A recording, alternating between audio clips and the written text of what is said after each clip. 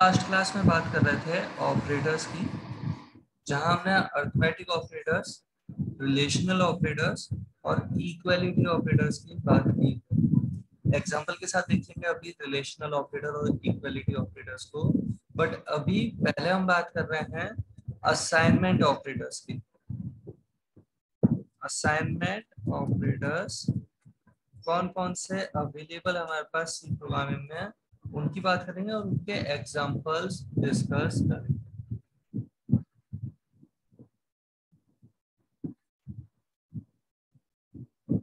Assignment operator की category में हमारे पास जो ऑपरेटर्स अवेलेबल है वो है ये सिंपल असाइनमेंट और कुछ कंपाउंड असाइनमेंट ऑपरेटर भी हैं। ये तो सिंपल असाइनमेंट है जिसे हम पहले भी देख चुके हैं, लेकिन डिस्कस आज कर लेते हैं थोड़ा और।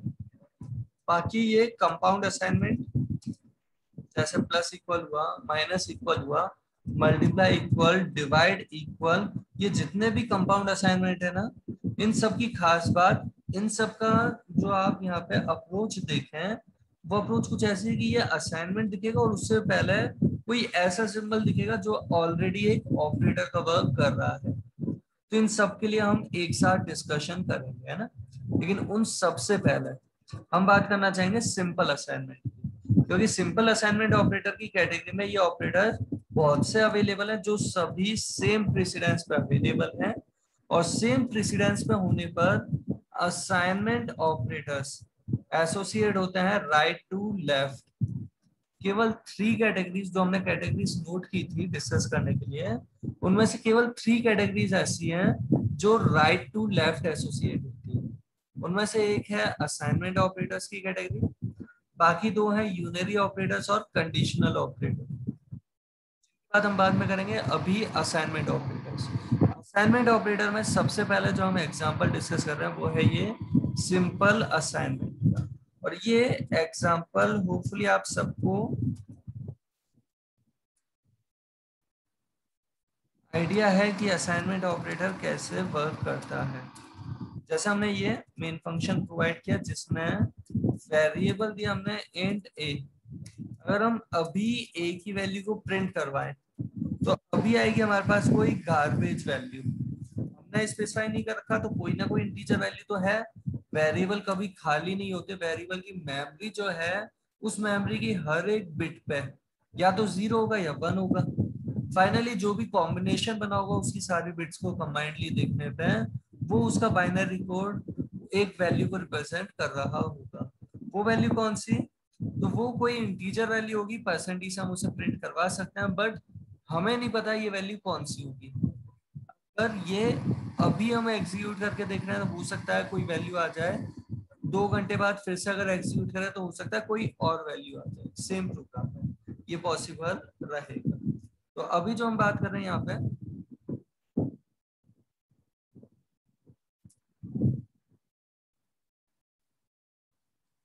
हम कंपाइल किया, करेंगे तो कोई गार्बेज इंटीजर वैल्यू आएगी। और होपफुली आप सबको पता है गार्बेज का मतलब हमारे लिए अननोन वैल्यू, वो 53 भी हो सकता है, -7 भी हो सकता है, 0 भी हो सकता है, 11 भी हो सकता है, कोई सी भी इंटीजर वैल्यू हो सकती है। जैसे चांस की बात है, यहाँ आउटपुट में क्या आ गया? 0। ये जरूरी नहीं है हर बार 0 आए। अगर हम यहाँ पे 2-3 वेरिएबल क्रिएट कर देते हैं तो जरूरी नहीं है तीनों की वैल्यू ही 0 आए, किसी की वैल्यू कुछ भी हो सकती है। जैसे चांस की बात है, ए और सी की वैल्यू 0 है, बी की वैल्यू 1 है। ये जरूरी नहीं हर बार इतनी छोटी छोटी वैल्यू ही आए, हो सकता है नेगेटिव वैल्यू आ जाए, हो सकता है पॉजिटिव वैल्यू आ जाए, कुछ भी वैल्यू आ सकती है। तो अभी जो हम बात कर रहे हैं वो हम वापस से आते हैं उस डिस्कशन पे जिसकी हम बात कर रहे हैं। वो क्या? ये जो हमने प्रोवाइड कर रखा है ये प्रोग्राम, इस प्रोग्राम में अगर हम ए डिक्लेयर करने के बाद और प्रिंट करने से पहले ए में कुछ वैल्यू अगर हम प्रोवाइड कर देते हैं, जैसे प्रोवाइड कर दिया 25, तो हमने एक स्पेसिफिक वैल्यू हमने खुद ने कॉपी करवा दी ए की मेमोरी में। और मेमोरी का कॉन्सेप्ट सिंपल सा होता है कि जैसे नई वैल्यू आती है पुरानी वैल्यू गायब। इनिशियली ए के अंदर हमने नहीं बता रखा तो क्या है, इनिशियली गार्बेज, और वो गार्बेज था, लेकिन जैसे ही 25 असाइन किया, असाइन होते ही ए की पुरानी वैल्यू गायब, नई वैल्यू आ गई है 25। कंपाइल किया, एग्जीक्यूट किया, आउटपुट में आ रहा है 25 एंड होपफुली आप सभी को ये चीज क्लियर होगी। यहीं एक बार हम बात करते हैं, ये जो अभी ए में 25 असाइन किया, आप अगर ऐसा लिख देते तो एरर शो कर देगा। रीजन इसका, असाइनमेंट ऑपरेटर जहां पे भी है, अगर कभी ऐसा है ना x इक्वल वाई, तो वो y की वैल्यू x में असाइन करना चाहता है। समझने के लिए हमने ये लिखा है x इक्वल वाई, जहां पे वो क्या करेगा, y की वैल्यू कॉपी करेगा x के अंदर। असाइनमेंट ऑपरेटर राइट साइड वाले ऑपरेंड की वैल्यू कॉपी करता है लेफ्ट साइड वाले ऑपरेंड में, लेकिन लेफ्ट साइड का जो ऑपरेंड है वो एक मेमोरी को रेफर करना चाहिए, तब वहां पे कॉपी करवा पाएगा, अदरवाइज नहीं। जैसे यहाँ पे अगर बात करें लेफ्ट साइड में 25, तो ए की जो गार्बेज वैल्यू है, उस गार्बेज वैल्यू को 25 में आप असाइन करना चाह रहे हैं, जो पॉसिबल नहीं है। असाइनमेंट के लेफ्ट साइड में जो रिक्वायरमेंट थी वो फुलफिल नहीं हो पाई, तो यहाँ पे एक एरर आएगी। एरर मैसेज अलग अलग कंपाइलर पे अलग अलग हो सकता है, बट कहीं ना कहीं ये प्रॉब्लम आ रही है कि एल वैल्यू रिक्वायर्ड थी, असाइनमेंट के लेफ्ट साइड वाली वैल्यू जैसी रिक्वायर्ड थी वैसी नहीं मिली। कंपाइल किया, एरर आ रही है, L value required as left operand of assignment. Assignment के लेफ्ट साइड वाली वैल्यू एक रेफरेंस रिक्वायर्ड है जिसमें हम असाइन कर सकें, अदरवाइज ये वर्क नहीं करेगा। होपफुली आप सभी को इस चीज का आइडिया लगा होगा। साथ के साथ ये जो अभी हमने प्रोवाइड कर रखा है, यहीं पे अगर हम बात करते हैं कुछ ऐसी कि अगर हमने प्रोवाइड कर दिया सपोज a प्लस 2 इक्वल 10, तो मैथ की तरह मत समझ लेना कि 2 उठ के असाइनमेंट के दूसरी साइड चला जाएगा, -2 बन जाएगा और a में पहुंच जाएगा 8। मैथ में किया होगा भले आपने इक्वेशन सॉल्व करते टाइम कि +2 असाइनमेंट के राइट साइड में भेज दिया और -2 बन गया, और फिर a में क्या पहुंच गया, 8 पहुंच गया, a की वैल्यू आ गई 8। बट यहाँ पे ऐसा नहीं होगा। ये जो एक्सप्रेशन अवेलेबल है, समझना इस चीज को, यहाँ पे ऑपरेटर है अर्थमेटिक ऑपरेटर और असाइनमेंट ऑपरेटर, जिनमें प्रेसिडेंस आ रहा है अर्थमेटिक ऑपरेटर की। और ये एक बार को अगर थोड़ी देर के लिए अज्यूम करें कि अगर ये अलाउड होता, अगर ये कंपाइल टाइम पे एरर नहीं दे रहा होता, अलाउड होता, तो इसका मतलब क्या है वो भी समझना। ये मतलब है कि ए की जो गार्बेज वैल्यू चल रही है ना, ए में जो भी वैल्यू चल रही है, उस वैल्यू पे एडिशन कर देगा ये 2, प्लस कर देगा उसके साथ 2। ए में अगर चल रहा है सपोज 53, तो ये कर देगा 55, जिसमें असाइन करना चाहते हो आप 10। ओवरऑल ये पहले एडिशन भी नहीं कर पाएगा, क्योंकि ये एरर कंपाइल टाइम पे ही कंपाइलर फाइंड आउट कर लेगा कि असाइनमेंट के लेफ्ट साइड में जो एक्सप्रेशन प्रोवाइडेड है, उस एक्सप्रेशन से फाइनली कोई वैल्यू मिलती है, कोई रेफरेंस नहीं मिलता। एक वैल्यू मिलती है जिसमें आप कोई दूसरी वैल्यू असाइन नहीं कर सकते। असाइनमेंट के लिए एक मेमोरी को रेफर करवाना चाहिए जिसमें आप असाइन करना चाहते हैं। अभी ये प्रोग्राम में सेम वही एरर आ रही है हमारे पास, वही असाइनमेंट के लेफ्ट साइड में जो रिक्वायरमेंट थी वो फुलफिल नहीं हो पाई, एल वैल्यू रिक्वायर्ड की वही एरर। और होपफुली आप सभी को यहाँ तक की बात का तो पता चला होगा। बट एक बार हम वापस से इसे कंपाइल एंड एग्जीक्यूट करके तो देखते हैं। 25 आ रहा था राइट, अगर हमने ये नहीं दिया होता तो ए में क्या आ रहा होगा, कोई गार्बेज वैल्यू। चांस की बात है ये गार्बेज फिर से 0 है। बट अगर हमने कभी ऐसा प्रोवाइड कर रखा है, तो इसका मतलब है ए में भी गार्बेज है, बी में भी गार्बेज है, दोनों इक्वल होने की कोई गारंटी नहीं है। और उसके बाद अगर हमने कर दिया कुछ ऐसा, ए इक्वल बी, ए में असाइन किसे कर दिया, बी को। बी की वैल्यू हमें नहीं पता, कोई सी भी वैल्यू रही होगी, लेकिन ये सिंटेक्स वाइज कोई इश्यू नहीं है, इसे एग्जीक्यूट किया जा सकता है। और बी की जो भी गार्बेज वैल्यू थी वो हमने कॉपी कर दी ए के अंदर। चांस की बात है इस बार बी की वैल्यू भी अगर 0 रही होगी, तो ए में क्या पहुंच गया, 0। अब यहीं पे अगर हम बात करते हैं, हमने बी की वैल्यू प्रोवाइड कर रखी है, अगर सपोज 23, बी डिक्लेयर करते टाइम ही, ये असाइनमेंट ऑपरेटर नहीं है, ये समझना, ये दिखने में एक जैसा है, सावधानी रखना। जब डेटा टाइप के साथ आ रहा है ना, तब ये असाइनमेंट ऑपरेटर नहीं है, ये बताने का तरीका है कि इनिशियलाइज किस वैल्यू से करना है। डिफरेंस समझना इस चीज का, कि अगर आपने ये ए डिक्लेयर किया था और फिर बाद में ए में 25 दिया, तो क्या करता है, ओवरलैपिंग परफॉर्म करता है कि जो पुरानी वैल्यू थी वो पहले कंसीडर तो हुई थी ए के लिए, फिर बाद में वैल्यू चेंज कर दी।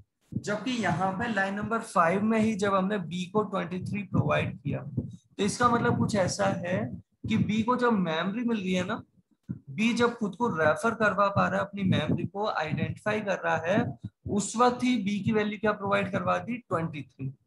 मतलब बी को मेमोरी मिलने के बाद गार्बेज वैल्यू नहीं रही, सीधे वो डायरेक्टली वैल्यू कौन सी अवेलेबल हुई उसके पास, 23।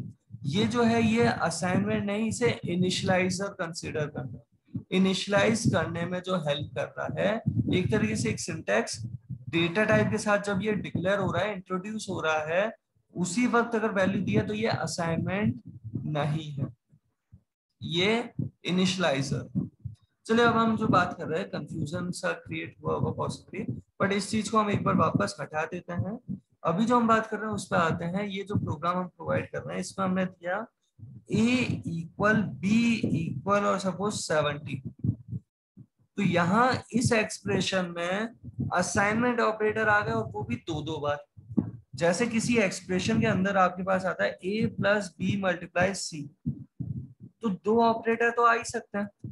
साथ के साथ ये दो ऑपरेटर कुछ ऐसे भी आ सकते हैं कि दो बार ये प्लस अवेलेबल हो गया, ऐसा भी पॉसिबल हो सकता है, ए प्लस बी भी है और यहाँ सी प्लस डी भी अवेलेबल है।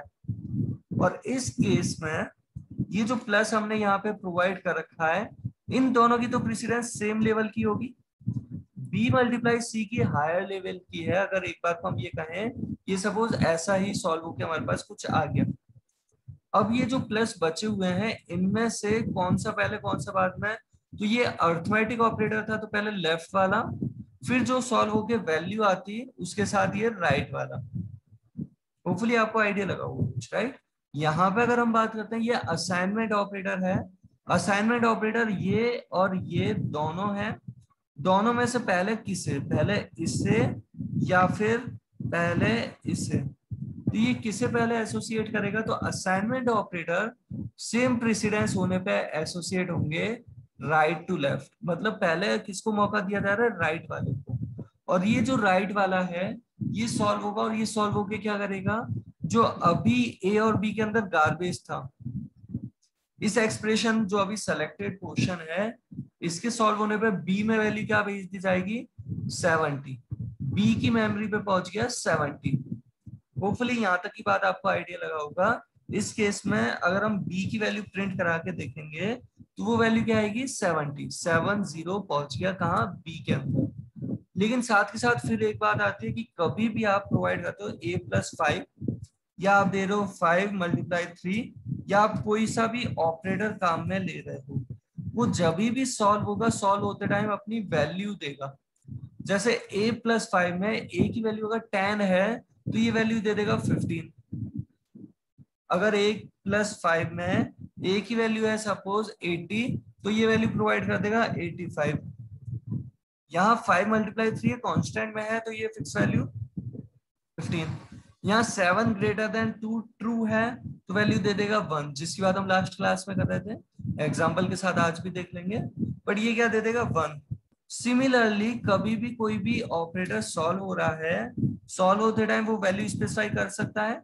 जैसे अगर a इक्वल 5 सॉल्व होगा तो a में वैल्यू पहुंच जाएगी 5 और इस जगह पर रिप्लेस कर देगा वो 5, जो वैल्यू असाइन हुई उसी को यहाँ रिप्लेस कर देगा। मतलब क्या, ये एक्सप्रेशन पहले सॉल्व होगी b इक्वल 70 और b में वैल्यू पहुंच जाएगी 70, और फिर यहाँ पे b में तो पहुंच गया 70 और यहाँ रिप्लेस क्या हुआ, जो वैल्यू अभी असाइन हुई वही रिप्लेस हो गया। तो बाकी बची हुई एक्सप्रेशन क्या रही हमारे पास, a इक्वल 70, और इसका क्या इम्पैक्ट पड़ेगा, a में भी वैल्यू पहुंच जाएगी 70। होपफुली आपको ये आइडिया लगा होगा। इस केस में ये जो तरीका है, ये तरीका क्या है, ए और बी दोनों में सेम वैल्यू असाइन करने का तरीका। ए और बी दोनों को अगर हम प्रिंट करते हैं तो आउटपुट में क्या आ जाएगा, 70 और 70। इस प्रोग्राम को हमने किया कंपाइल, एग्जीक्यूट कर रहे हैं तो आउटपुट में आ रहा है 70 70, ए और बी दोनों की वैल्यू। दोनों में भले इनिशियली कुछ भी होता, भले इनिशियली 45 एंड 38 हमने प्रोवाइड कर रखा है, प्रोग्राम कंपाइल एंड एग्जीक्यूट करेंगे तो पहले बी में ओवरराइट करवा देगा, बी का 38 गायब और वहां पहुंच गया 70, और यहाँ रिप्लेस कर देगा 70 जिसे ए में असाइन कर दिया जाएगा, और ए में असाइन होते टाइम ए की पुरानी वैल्यू गायब, तो दोनों की वैल्यू क्या आ जाएगी हमारे पास 70 70। होपफुली आप सभी को यहाँ तक की बात का आइडिया लगा होगा। किसी को भी कुछ भी डाउट यहाँ पे पूछना है तो पूछ सकते।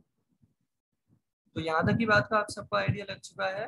अगर हमने ये इनिशियल वैल्यू दी चाहे नहीं दी उसका कोई इम्पैक्ट नहीं है, क्योंकि असाइनमेंट कर रहे हैं तो इनिशियलाइज जिस वैल्यू से किया था वो वैल्यू तो ओवरराइटिंग के कारण, ओवरलैपिंग परफॉर्म होने के कारण रिमूव हो जाएगी।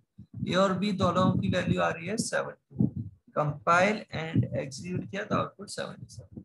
और यहीं पे एक चीज और लगे हाथ तो हम बता देते हैं साथ में, कि कभी अगर हम ऐसा कुछ करने की कोशिश करते हैं कि अगर प्रोवाइड करते 5 में 23, ये तो आपको पता है ये एरर शो करेगा। 5 में 23 असाइन कर ही नहीं सकते। एक कांस्टेंट के अंदर जब आप जानते हैं 25 में ए असाइन नहीं कर पाए, a+2 में 10 असाइन नहीं कर पाए, सिमिलरली 5 में 23 असाइन नहीं कर सकते। ये भी एक एरर का केस रहेगा, और एरर कौन सी, वही एल वैल्यू रिक्वायर्ड की एरर कंसिडर हो रही है। यहाँ तक की बात होपफुली आप सबको अब क्लियर है। आउटपुट इस प्रोग्राम का तो 70 70 आ रहा था। अब हम जो बात करना चाहते हैं plus minus plus equal minus equal multiply equal जैसे कंपाउंड असाइनमेंट ऑपरेटर्स की। यहाँ जो हम कह रहे हैं वो क्या, असाइनमेंट ऑपरेटर ये जो है इसे तो हम कह रहे हैं समझने के लिए सिंपल असाइनमेंट, और ये जो प्लस इक्वल हुआ या माइनस इक्वल हुआ, मल्टीप्लाई इक्वल, इस तरीके के जो भी हमारे पास ये ऑपरेटर्स हैं, रिमाइंडर इक्वल या एंड इक्वल और इक्वल, जो भी ऑपरेटर है आगे बात कर लेंगे कौन कौन से ऑपरेटर हैं, लेकिन अभी के लिए ये जितने भी ऑपरेटर हैं इन सबको कहा जा सकता है कंपाउंड असाइनमेंट। समझने के लिए कह रहे हैं ना, अदरवाइज ऑपरेटर से बात तो कौन करेगा, तो हम समझने के लिए इन्हें कह रहे हैं कंपाउंड असाइनमेंट ऑपरेटर, क्योंकि ये जितने भी हमारे पास ये कंपाउंड असाइनमेंट ऑपरेटर है इन सबकी अप्रोच सिमिलर सी आपको दिखेगी। वो क्या, अगर कहीं पे आता है a प्लस इक्वल बी तो उसका सिमेंटिक सिमिलर है a equal a plus b के। अगर कहीं पे आता है x मल्टीप्लाई इक्वल y तो इसका सिमेंटिक सिमिलर है x equal x multiply by y के। होपफुली आप सभी को आइडिया लग रहा होगा कि अगर यहाँ पे कहीं आया suppose p minus equal q तो इसका मतलब है कि p की ही पुरानी वैल्यू में से लेफ्ट साइड में जो प्रोवाइडेड ऑपरेंड है उसकी ही पुरानी वैल्यू के साथ ऑपरेशन परफॉर्म करना है। कौन सा वाला, प्लस इक्वल है तो प्लस वाला, मल्टीप्लाई इक्वल है तो मल्टीप्लाई वाला, माइनस इक्वल है तो माइनस वाला। तो माइनस वाला ऑपरेशन परफॉर्म करना है किसके साथ, राइट वाले ऑपरेंड के साथ, और साथ के साथ इस वैल्यू को असाइन भी करवा देना है किसमें, लेफ्ट साइड में जो प्रोवाइडेड है उसके अंदर। जैसे लेफ्ट साइड में यहाँ प्रोवाइडेड है p, तो p के अंदर ही ये चीज असाइन भी करवा देनी है। ये होगा इसका सिमेंटिक। ये जो भी plus equal minus equal multiply equal divide equal जैसे ऑपरेटर्स हैं, कंपाउंड असाइनमेंट ऑपरेटर्स, इन सबका सिमेंटिक जो है वो सिमिलर कैसा होगा वो होपफुली आपको आइडिया लग रहा होगा। और यहाँ पे बात करें सिमेंटिक मतलब लॉजिकल मैनर में ये सेम है, बट ऑपरेटर ये एक ऑपरेटर से काम कर रहा है। इस ऑपरेटर को टाइप करने में सिंबल वाली हमें दो देने पड़ रहे हैं, plus equal multiply equal, but operator ये एक ही है। जैसे हम आगे भी बात करेंगे plus plus minus minus, operator एक ही है राइट। यहाँ पे भी क्या है, ये प्लस इक्वल एक ही ऑपरेटर है, लेकिन यहाँ पे कितने ऑपरेटर हैं, ये प्लस और असाइनमेंट, अर्थमेटिक वाला और असाइनमेंट वाले, ये दो ऑपरेटर है, जबकि ये असाइनमेंट की कैटेगरी का एक ही ऑपरेटर है। काम ये और ये दोनों काम सेम कर रहे हैं, लॉजिकल मैनर में सेम काम करवा रहे हैं, बट यहाँ पे ये जो अभी सेलेक्टेड पोर्शन है इसमें दो ऑपरेटर काम में आ रहे हैं, जबकि अब जो सेलेक्टेड पोर्शन है उसमें एक ही ऑपरेटर काम में आ रहा है। तो एक ऑपरेटर की हेल्प से जो किया जा रहा है वो कंपैरेटिवली फास्ट होगा, किसके कंपैरिजन में, इसके कंपैरिजन में। जो हमने सेलेक्ट किया है वो स्लो रहेगा, और ये जो a प्लस इक्वल b है ये फास्ट रहेगा। तो थोड़ा डिफरेंस तो है स्पीड के पॉइंट ऑफ व्यू से, अदरवाइज सिमेंटिक मैनर में ये सेम है। क्या वर्क करते हैं ये ऑपरेटर, उन्हें समझने के लिए एक छोटा सा एग्जांपल अगर हम कंसीडर करें,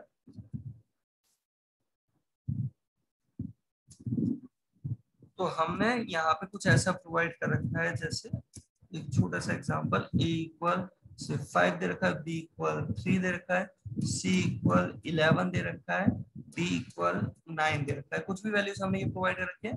a के साथ हमने कुछ ऐसा ऑपरेशन किया, a प्लस इक्वल 20, b के साथ हमने ऑपरेशन किया b मल्टीप्लाई इक्वल 7, c के साथ जो हमने ऑपरेशन परफॉर्म किया वो क्या, c माइनस इक्वल से 8, और हमने यहाँ पे d के साथ जो ऑपरेशन परफॉर्म किया d डिवाइड इक्वल से, इस केस में अगर हम फाइनली प्रिंट कर रहे हैं a b c और d की वैल्यू, तो समझते हैं ये क्या रिजल्ट हमारे पास आ रहा होगा। तो इनिशियली ये वैल्यूज प्रोवाइडेड है, देन यहाँ इस एक्सप्रेशन में अगर आते हैं, ये एक्सप्रेशन किसके सिमिलर है पहले वो समझें।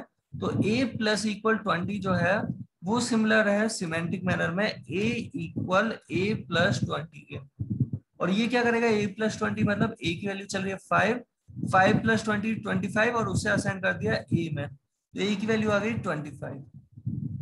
यहाँ अगर हम बात करते हैं b मल्टीप्लाई इक्वल 7, ये सिमिलर किसके है, तो ये सिमिलर है b equal b multiply by 7, b की वैल्यू चल रही है 3, 3 इंटू 7 हुआ और वो b में असाइन कर दिया, वैल्यू हो गई 21, 3 इंटू 7 परफॉर्म हुआ, 21 आ गया b के अंदर। सिमिलरली ये जो एक्सप्रेशन है ये सिमिलर किसके है, तो ये एक्सप्रेशन सिमिलर है c माइनस इक्वल 8, ये सिमिलर है c इक्वल c माइनस 8 के। c की वैल्यू है 11, 11 माइनस 8 की वैल्यू आ गई हमारे पास 3, c में असाइन कर दिया गया, जिसे साथ के साथ ये d डिवाइड इक्वल 3 जो है वैल्यू क्या आ रही है, तो ये है d equal d divide by 3, d की वैल्यू अगर 9 है तो ये वैल्यू आ रही है हमारे पास 9 डिवाइड बाई 3, क्या वैल्यू आ रही है, ये भी 3 जिसे असाइन कर दिया है d। तो फाइनली आउटपुट अगर हम देखें तो क्या वैल्यू आ रही है 25, 21, 3 एंड 3। कंपाइल किया, एग्जीक्यूट करते हैं तो आउटपुट कुछ ऐसा आ, यहीं अगर हम एक बार ये वैल्यू चेंज कर रहे हैं, सपोज ये हमने जो प्रोवाइड कर रखा था 9 उसकी जगह 19, तो ये एक्सप्रेशन कैसे कंसीडर होती है, d डिवाइड इक्वल 3, ये होता है d equal d divide by 3 मतलब 19 डिवाइड बाई 3। होपफुली आपको पता है इंटीजर डिवाइड बाई इंटीजर वाला कॉन्सेप्ट। तो यहाँ वैल्यू क्या आती है हमारे पास वो आप सभी जानते हैं, 6 आ जाता है, क्योंकि 6 पॉइंट समथिंग की रिक्वायरमेंट आ रही है जो आ नहीं सकता इंटीजर में। यहाँ वैल्यू क्या आती है 6, डी के अंदर पहुंच जाता है 6, इसे कंपाइल एंड एक्स कुछ ऐसा रिजल्ट। अगर ये थोड़ा बहुत आइडिया लग गया होगा तो अब एक छोटा सा क्वेश्चन फिर से हम यहाँ पे अटेम्प्ट करते हैं। क्वेश्चन कुछ इस तरीके का ये प्रोवाइडेड है, जहां पे वैल्यूज हमने ये दे रखी है जो आपके सामने विजिबल है। यहाँ पे हमने ऑपरेशन कैसा परफॉर्म किया है, हमने किया कुछ ऐसा ऑपरेशन, सपोज ए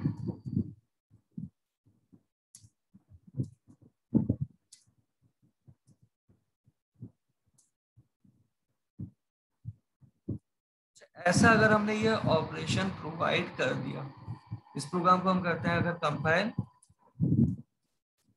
तो आराम से देखते हैं इसका क्या आउटपुट आना चाहिए। तो असाइनमेंट ऑपरेटर ये सभी, यहाँ पे अर्थमेटिक ऑपरेटर नहीं है, पहचानना जरूर ऑपरेटर्स को पहले, केवल प्लस होता या मल्टीप्लिकेशन होता बाइनरी ऑपरेटर की तरह तो वो अर्थमेटिक का हो सकता है, बट अगर यहाँ पे बात कर रहे हैं ये है मल्टीप्लाई इक्वल जो है असाइनमेंट ऑपरेटर की कैटेगरी, ये भी असाइनमेंट ऑपरेटर, ये भी असाइनमेंट और ये भी असाइनमेंट ऑपरेटर, तीनों असाइनमेंट ऑपरेटर अवेलेबल है। और यहाँ पे अगर हम बात करते हैं ये इनिशियल वैल्यूज जो अवेलेबल थी उसके करस्पॉन्डिंग सबसे पहले असाइनमेंट कौन सा वाला एसोसिएट होगा, तो असाइनमेंट ऑपरेटर एसोसिएट होते हैं राइट टू लेफ्ट। सबसे पहले c प्लस इक्वल डी, और c प्लस इक्वल डी का मतलब क्या है वो अगर समझे यहाँ पे, इसका मतलब है c equal c plus d, c equal c plus d क्या करेगा, c की वैल्यू है 11, डी की वैल्यू है 19, तो कर देगा 11 प्लस 19 और स्टोर किस में कर देगा,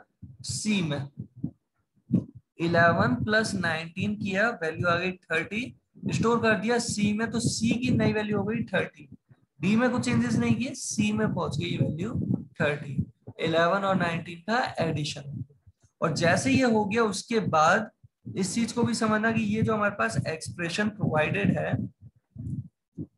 इस पर्टिकुलर एक्सप्रेशन में एक बार समझने के लिए यहाँ पे हमने ये जो एक्सप्रेशन लिखी है, इस एक्सप्रेशन में ये वाला पार्ट सॉल्व हो गया और असाइनमेंट ऑपरेटर सॉल्व हुआ है। कंपाउंड असाइनमेंट है भले ही, बट एक असाइनमेंट ऑपरेटर सॉल्व हुआ। सॉल्व होने के बाद अपनी जगह वैल्यू क्या देगा, जिस वैल्यू को असाइन करवाया फाइनली वो वैल्यू। तो फाइनली असाइनमेंट किसका हुआ यहाँ पे, 30 का, तो ये वैल्यू आ गई है 30। अब समझना आगे ये जो पार्ट है हमारा, ये एसोसिएट हुआ था जो इसके करस्पॉन्डिंग, इसके करस्पॉन्डिंग b माइनस इक्वल 30 जो अवेलेबल है, ये हमारे पास जो अवेलेबल हुआ इसके करस्पॉन्डिंग ये है b इक्वल b माइनस 30। और b माइनस 30 का मतलब क्या है वो आप सभी जान गए होंगे। b माइनस 30 का मतलब है कि b की वैल्यू 3 माइनस 30, मतलब वैल्यू आ गई माइनस 27, जिसे b में असाइन भी कर दिया गया। और जैसे ही ये हो गया उसके बाद यहाँ रिप्लेस क्या हुआ, माइनस 27। और फिर अब जब हम ये देख रहे हैं एक्सप्रेशन, ये एक्सप्रेशन कैसे एसोसिएट, मतलब कैसे ये सिमेंटिक मैनर में किसके सिमिलर है, तो ये सिमिलर है किसके, a मल्टीप्लाई इक्वल माइनस 27, ये सिमिलर है a equal a multiply by minus 27। और 27 की अगर आपको टेबल पता है तो आप बिल्कुल मल्टीप्लाई कर सकते हैं इस तरीके से, अब 5 से करवा के देख लें, वैल्यू आ जाएगी जो स्टोर कर रहे हैं हम a के अंदर। a के अंदर अभी 5, तो 5 से अगर हम 27 को मल्टीप्लाई करते हैं 135 माइनस 135 आ जाएगा, 5 इंटू माइनस 27, उसकी वैल्यू हमारे पास आ जाएगी जो भी वैल्यू आती है, राइट। तो कुछ इस तरीके से हमारे पास ये वैल्यू आ रही है जिसे असाइन किसमें कर दिया गया है, a के अंदर। फाइनली अगर हम ये सभी वैल्यूज प्रोग्राम में प्रिंट करवा रहे हैं एबीसीडी की, कंपाइल किया, एक्सिक्यूट कर रहे हैं, तो आउटपुट कुछ इस तरीके से आ रहा है, माइनस 135 माइनस 27 30 एंड 90। यहाँ तक की बात का अगर आपको थोड़ा बहुत आइडिया लग चुका है तो एक बार एक छोटा सा क्वेश्चन आप सभी के लिए।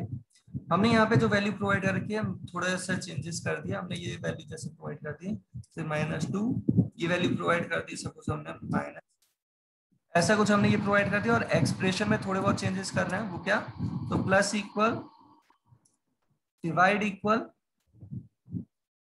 नहीं दे रहे सपोज, माइनस इक्वल ये दे दिया हमने, ये दे दिया मल्टीप्लाई इक्वल, और यहाँ दे देते हैं सपोज ये डिवाइड इक्वल से। इस तरीके से हमने ये प्रोवाइड कर रखा है। आराम से सोच समझ के इस प्रोग्राम का आउटपुट फाइंड आउट करें कि क्या आना चाहिए, आराम से सोच समझ के। ये जो कोड आपके सामने विजिबल है इसे सॉल्व करते हैं एक बार डिस्कस करते हुए।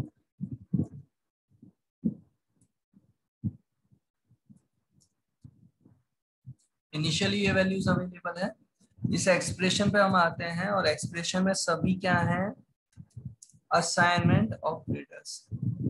एग्जांपल सिंपल ही रखा अभी, टिपिकल अलग अलग कैटेगरी के ऑपरेटर मिक्स नहीं किए गए हैं।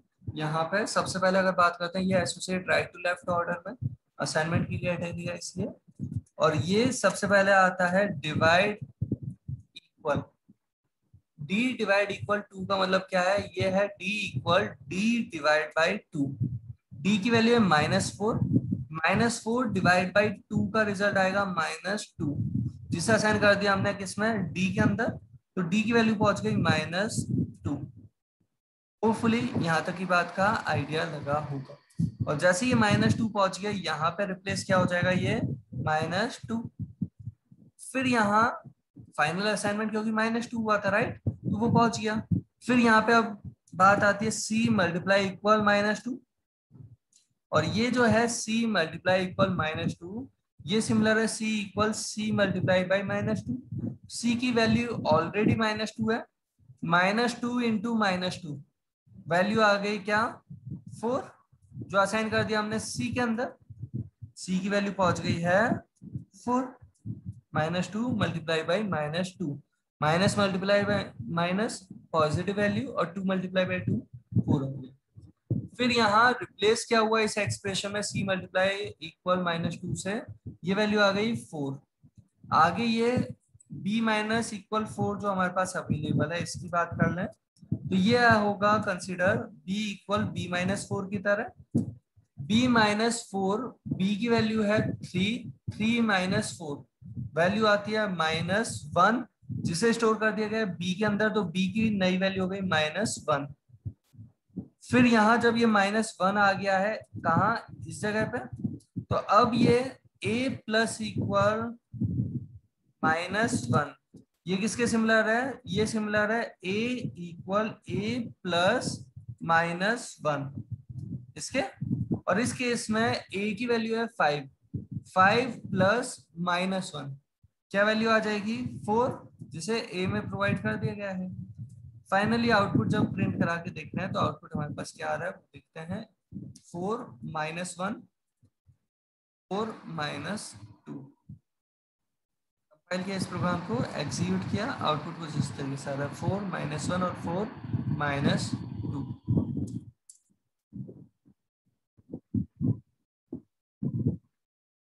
साथ के साथ एक चीज और कहना चाहेंगे,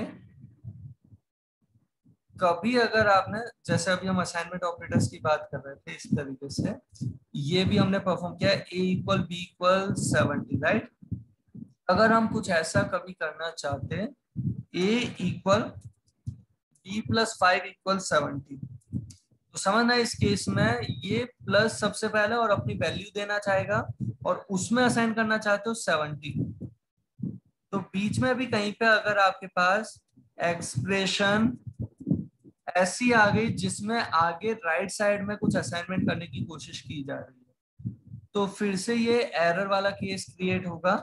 चाहे यहाँ पे b और a की कुछ वैल्यू प्रोवाइडेड है, जैसे b अगर 3 प्रोवाइडेड है, तो होपफुली आपको आइडिया भी लग रहा है ये अजीब सी एक्सप्रेशन है, 3 + 5 8, 8 में 70 असाइन करना चाह रहे हैं, जो पॉसिबल नहीं है। यहाँ पे फिर से वो एरर वाला केस क्रिएट हो रहा है। कंपाइल करते हैं अगर, तो एरर वही एल वैल्यू रिक्वायर्ड की एरर।